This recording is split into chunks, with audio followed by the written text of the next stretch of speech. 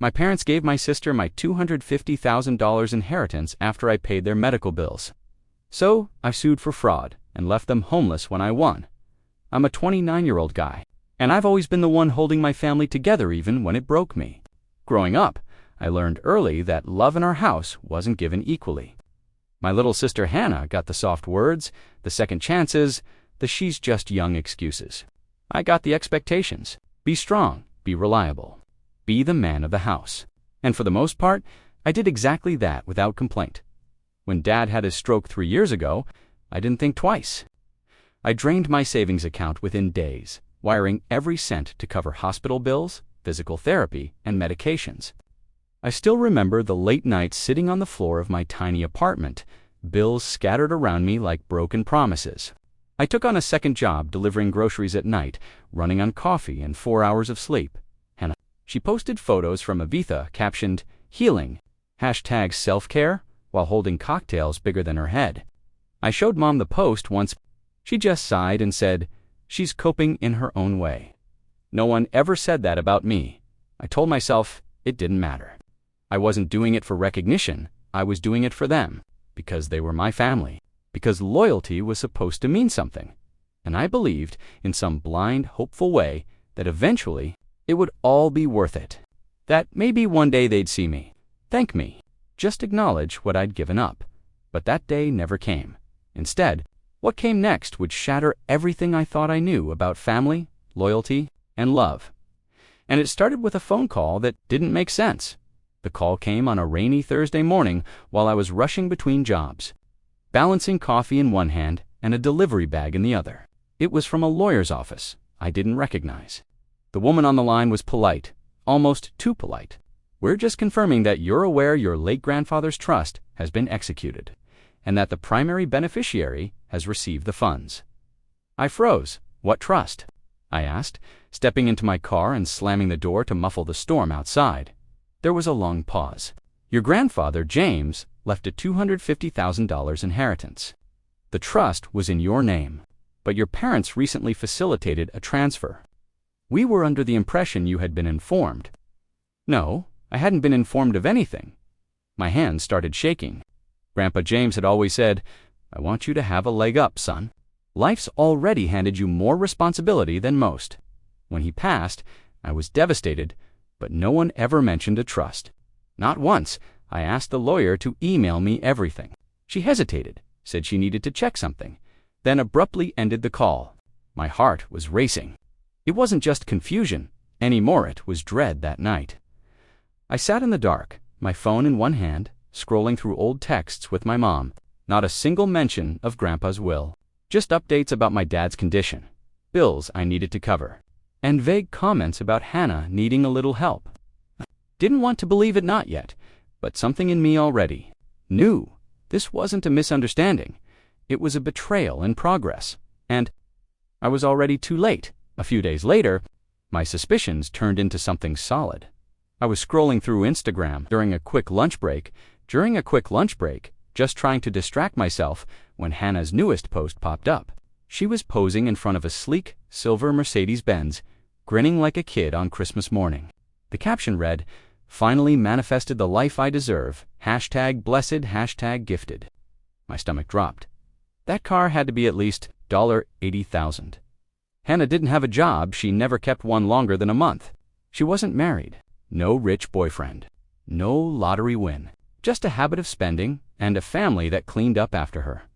I clicked through the photos. In one, she was holding keys with a giant red bow still attached. Another had our mom in the background, clapping like it was some kind of graduation. I felt sick. That was supposed to be my future, she was flaunting. The foundation Grandpa laid out for me to build a life with gone, given away. And, judging by the smiles, they weren't even hiding it. That night, I called my mom. "Hey," I said, trying to keep my voice steady. "Hannah got a new car?" "Oh yes," she replied, cheerful as ever. "Isn't it beautiful? She deserves it after everything she's been through." "Everything she's been through?" I asked, voice tightening. "She's had a hard time. You know that," Mom said. "She needed a little help getting started. We all pitch in for each other, right?" I didn't say anything, because in that moment, I realized what I'd been too blind to see for years. We don't all pitch in. I just pay, and someone else always cashes out. A week later, Hannah left her car at my place while she flew out to Miami for a soul reset with her friends. She needed someone to water her plants and keep the car safe. I should have said no. But I was still holding on to some twisted idea of being the responsible one. The second day, the car was in my driveway. Curiosity got the better of me. Or maybe it wasn't curiosity. Maybe it was desperation needing something solid, some confirmation that I wasn't crazy or overreacting. I slid into the driver's seat, heart pounding like I was breaking into a stranger's property. The car smelled like expensive leather and coconut lotion. I opened the glove compartment. At first, just the usual junk napkins, receipts, a half-melted lip balm. Then I saw it. A black folder tucked behind the manual. My fingers hesitated before pulling it out. Inside were a few folded documents, one with a gold letterhead seal. It was a scanned copy of the trust paperwork. My name was clearly printed on the first page as the original beneficiary. And then, on the final page, something that made my chest tighten. My name had been crossed out in blue ink. Underneath it, in what looked like my mom's handwriting, was Hannah's name. Signed, dated, stamped, and worst of all, witnessed by both my parents. I felt the air leave my lungs. It was like being punched and drowned at the same time. I took photos of every page, hands trembling so hard the images blurred. I put everything back exactly how I found it. She would never know I'd seen it. But I did, in that moment. That folder, that was the day I stopped being their son and started being something else entirely. I invited my parents over for dinner the next night. I told them I wanted to talk about Dad's progress and maybe finally relax together. I made their favorite mom's lasagna recipe, the one she always claimed was her grandmother's, even though it came off the back of a pasta box. I set the table, lit candles, pretended I was okay when they walked in. Mom kissed my cheek and commented on how nice everything looked. Dad moved slower than usual, his gait still uneven from the stroke. I kept it all casual. We talked about weather, neighbors, even Hannah's latest adventures. Then, I placed the printed documents on the table. Silence. "What's this?" Mom asked, squinting. I looked her dead in the eye. "You tell me." Dad didn't even reach for the paper. He just looked at the floor.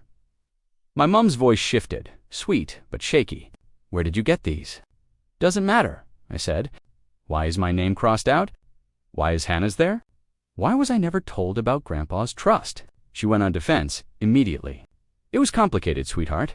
You were working so much. Hannah needed support. I paid your hospital bills," I snapped. "I worked double shifts for you, and you gave away the one thing Grandpa left for me." My dad cleared his throat. "We thought you'd understand. You've always been more stable." That broke me. Not the money, not even the betrayal, but the ease with which they justified it like that was just collateral damage in their favorite child's life plan. "You lied to me," I whispered. Neither of them spoke, just sat their mouths pressed tight, hands folded, waiting for the storm to pass. But I wasn't a storm. I was a reckoning, and they had no idea what was coming next. I didn't call them after that night. I didn't text. I needed time to think, to breathe, to not scream every time. I saw their names light up my phone, but silence wasn't something my mother could tolerate. It started with a Facebook post. A vague status about children who forget who raised them and the poison of entitlement. Then came the family group chat messages, like, "Is everything okay between you and your parents?" Then accusatory. "How could you treat your mother like that after everything she's done for you?" I hadn't even told anyone what happened yet, but she had twisted and packaged in a way that made her the victim and me the ungrateful villain. I ignored the messages at first. Then I got one from Aunt Gloria, who practically raised me when I was little. She said, "You threatened legal action." Gloria asked, gently. "I didn't threaten anything," I said, "but I'm considering it." They forged a trust, Gloria. They stole money that was left to me. She paused. "Your mom says it was a misunderstanding." It wasn't, but the damage was done. My cousins started icing me out. My uncle, who I used to work summers with, unfollowed me on everything. People who knew me my entire life were choosing sides and they weren't choosing mine. Meanwhile, Hannah posted a selfie at a rooftop pool, captioned, can't hear the drama from up here. Hashtag vibrate higher. The comment section was full of hearts, and you go girl messages. No one knew what she'd done. But I did, and I was done playing quiet. If they wanted to turn me into the villain in their story, fine, but I was about to become the main character in mine, and mine was just getting started. I didn't know the first thing about suing your own parents. The very idea felt like acid in my throat.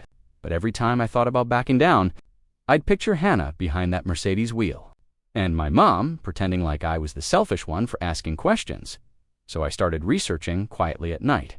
After my shifts, with my laptop glowing like a war map, it took a few weeks, but I finally found someone. Clark Bennett, a sharp estate attorney with a reputation for handling family disputes.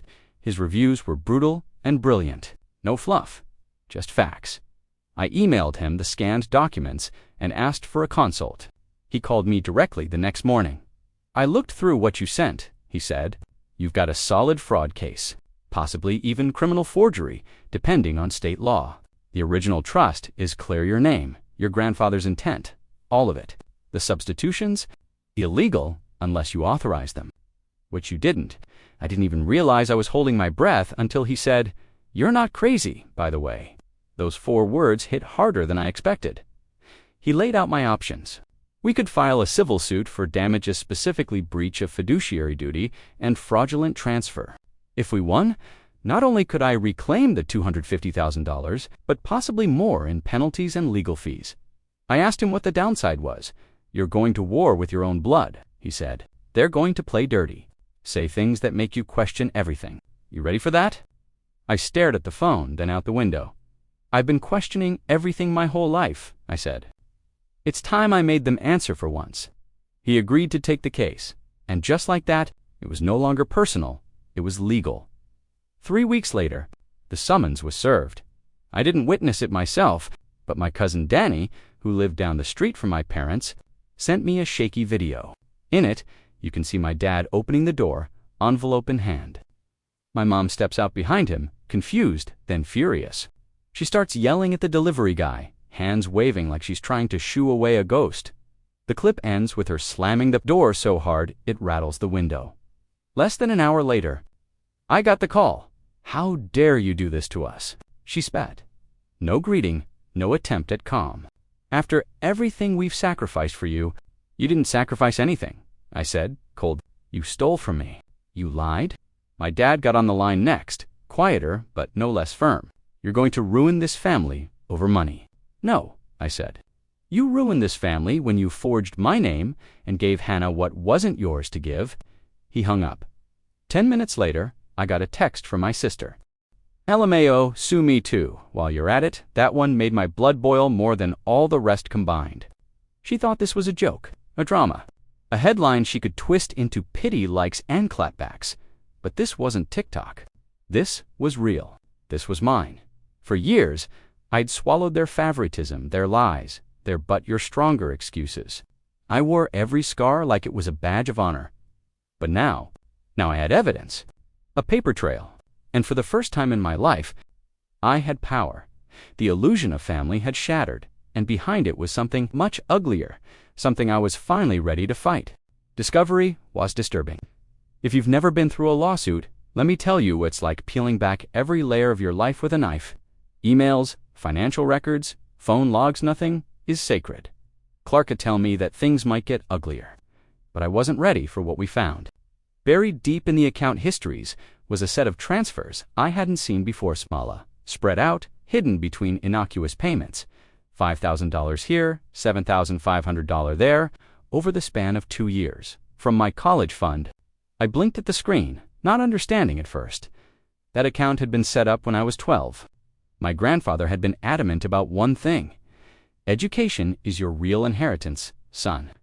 I never touched it. I couldn't. My parents were the custodians.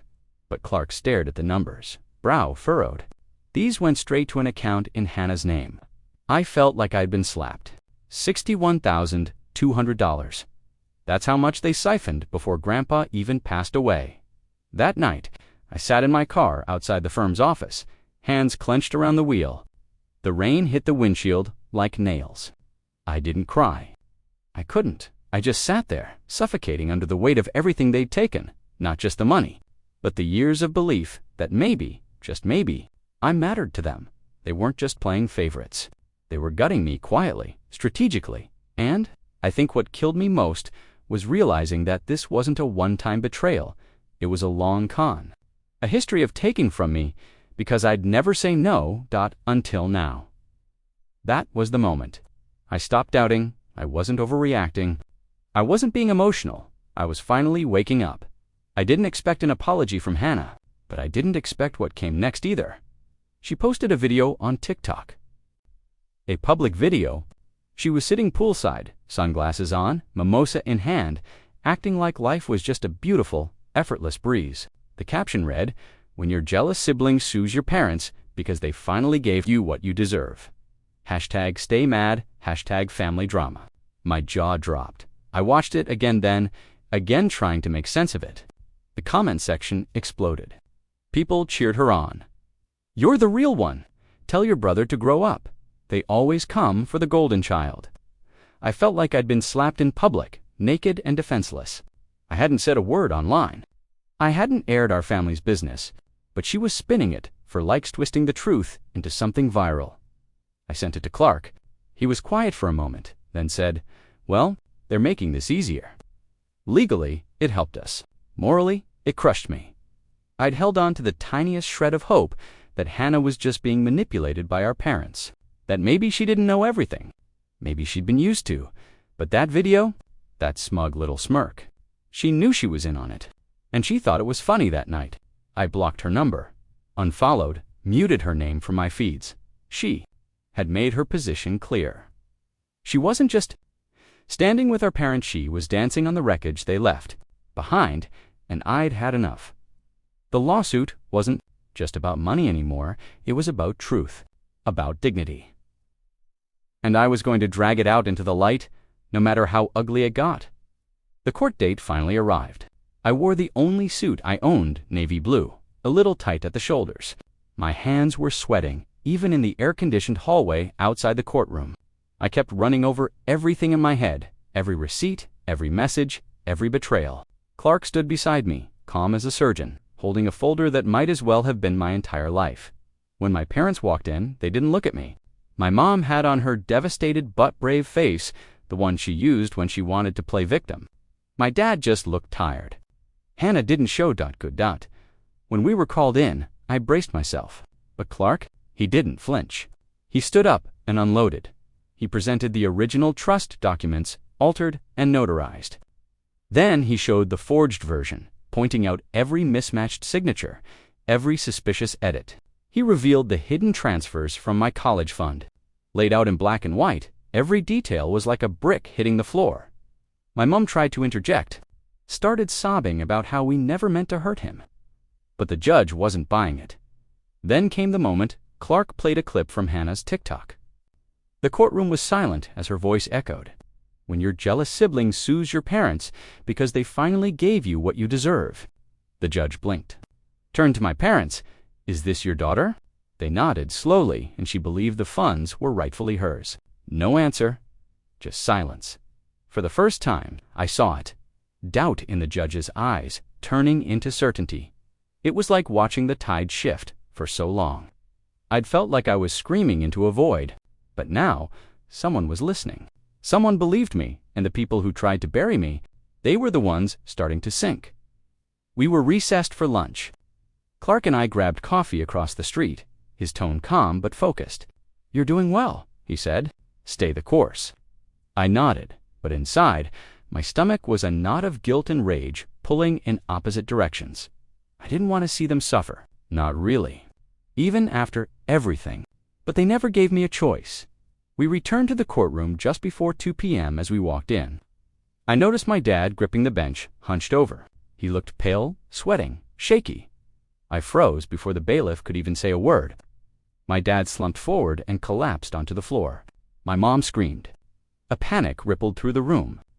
Clark reached out to stop me from rushing forward, but instinct one eye moved. He was barely conscious, eyes fluttering, chest rising in shallow gasps. The paramedics came quickly, wheeling him out on a stretcher. I stood there, numb, while my mom sobbed and clung to his hand. No one looked at me. Not her. Not the judge. Not anyone. I felt like the villain. I felt like the monster who had pushed too far. But then Clark leaned in and whispered, "This isn't your fault. None of this is. Don't let them use his body to silence your truth." He was right. I wasn't suing because I wanted revenge. I was suing because they left me no other path to fairness.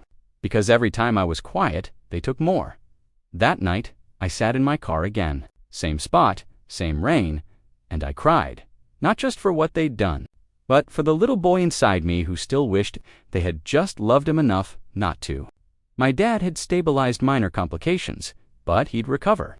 My mom sent a single text, "You can still drop this. We're family." I didn't respond. Not because I didn't have something to say, but because I had already said everything that mattered. In court, on paper, under oath, this time the room felt colder, smaller, like the walls were holding their breath. My mom sat alone. Hannah never showed. The judge took her seat and spoke calmly. But each word felt like a hammer. She detailed the evidence, the forged trust documents, the fraudulent financial transfers, the public admissions from Hannah's social media. Then came the ruling. In light of the overwhelming evidence, she said, this court finds in favor of the plaintiff. The defendants are liable for damages totaling $250,000, plus $62,000 in misappropriated educational funds, and an additional $40,000 in punitive damages and legal fees. Total, $352,000. I didn't react. I couldn't. I just sat there, staring at the grain in the wood of the table. My mom's mouth fell open. She looked at me like I was a stranger, but I wasn't. I was the same son who paid their bills, stayed up with their paperwork, and prayed for their recovery. I was just done being their backup plan. Later that afternoon, Clark handed me the paperwork confirming the asset seizure. Their house was being used to cover the judgment. I stared at the page for a long time. No celebration, no revenge dance. Silence. I didn't win. Survived, and survival never feels like a victory, but it's still better than being buried. Alive by people who were supposed to love you, I didn't go. I couldn't. The eviction was scheduled for a Wednesday morning. I knew the time the address held. I paid for the locksmith. But I stayed home, sitting in my empty kitchen with a mug of coffee I never drank. Cousin Danny texted me. Photos anyway. One showed my mother standing in the driveway, arms crossed, staring at a pile of boxes beside her feet. Another showed my dad on the porch, slumped in a folding chair, head in his hands. The house behind them, my childhood home, looked smaller now. Not because it had changed, but because I had. They had 30 days to vacate, but they waited until the last hour. No apology, no call, no handwritten note begging for understanding. Just silence. The same kind of silence I'd lived in for years while they cheered Hannah on and expected me to clean up the mess. Hannah, of course, didn't show. Danny said she moved in with her boyfriend a week earlier and didn't want to deal with negativity. Classic. I imagined the inside of the house one last time. The hallway where I used to line up my toy soldiers. The kitchen where my mom would hum old radio songs while making grilled cheese. The garage where Grandpa once told me the trust would change my life. It had, just not in the way he meant. Delete Danny's messages and turned my phone off. That night, I took a walk through my new neighborhood. No memories here, no shadows, just cool air, quiet streets, and the sound of my own footsteps. For the first time in my life, I felt something I couldn't name at first. Not happiness, but relief. And relief, when you've carried pain for years, feels a lot like peace. The months that followed were quiet. Not peaceful, exactly, but quiet. The kind of quiet you get after a storm, where everything's still wet and wrecked. But at least the thunder has stopped. I used part of the settlement money to buy a modest house in a quiet suburb. Nothing flashy, just clean walls, working appliances, and a mortgage with my name on it. I finally had space, not just physical space, but emotional. No phone lighting up with guilt texts, no family group chat treating me like a villain. No more pretending I didn't notice when they pushed Hannah forward and shoved me into the background. I started therapy. At first I felt stupid sitting there, trying to explain how being the responsible one was its own kind of curse. But week by week, I began to realize something. I wasn't just hurt. I was trained to be silent, To earn love through sacrifice? To believe that not being a burden was the same thing as being valued. And I'm done with that. I took trips, small ones. A cabin by the lake, a museum in a nearby city. I stood in front of paintings for long stretches, trying to remember what it felt like to simply exist without being useful to someone. Sometimes people ask if I regret it. If I miss them, here's the truth. I grieve the idea of them. The version of my parents I wished were real, the fantasy where we all mattered equally. But do I regret the lawsuit? The separation? The silence? Not even for a second. Freedom comes with a price, but the price of staying would have been my soul. 6 months later, a letter arrived. No return address, just my name written in my mother's perfect, looping cursive. For a moment, I just stared at it, heart knocking against my ribs like it still remembered how to flinch. I sat on the porch, fingers hesitating at the seal. The letter smelled like her perfume, powdery and familiar in a way that made my stomach twist. I unfolded the page. No apology, not even close, just 3 paragraphs of venom disguised as heartbreak. She wrote that I had destroyed the family, that I had shamed my father and crushed Hannah's future. She said Grandpa would be disappointed in what I'd become.